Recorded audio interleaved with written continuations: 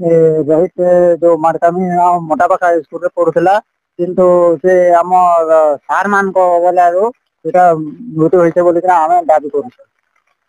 और कहीं से पिला को किसी न कहीकिना से मेडिकल से आनिकिना गले तापरे घरे सेमती सही छाड़िकिना ये ये कले एवं पोस्टमार्टम होची पोस्टर से रिपोर्ट आसला परे मेडिकल कहला परे आमे ये करू लेकिन एबे पर्यंत से माने आसी नहीं कहीं कि आमर हेड सार भी फोन कलु कौन रिपोर्ट से मेडिसिन देइथिले न देइथिले सेटा किसी हमको एबे पर्यंत देउनी आम डॉक्टर भी मांगुଥିଲେ जे तुम से मेडिकल रो किसी मेडिसिन देछन कि रिपोर्ट देछन सेटा भी पर्यंत देउनी कहीं से आमर मोटा प्रकार मास्टर सार माने आसु नहीं कहीं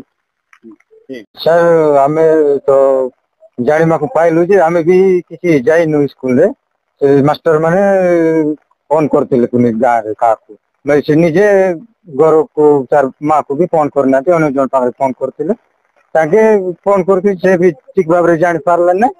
तो पिला को ताके मास्टर माने का मेडिकल सोमवार दिन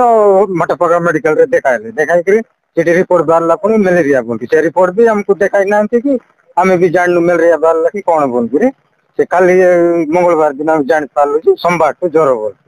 तेले सेठू धरकिरी सकाळे खाली मंगलवार सकाळे हमर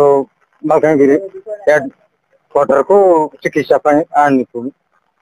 गाँ लोक तो आम किसी जाननु माँ का जानला और मास्टर जानला आणिकी ट्रीटमेंट करवा आनी अवहेला हेडमास्टर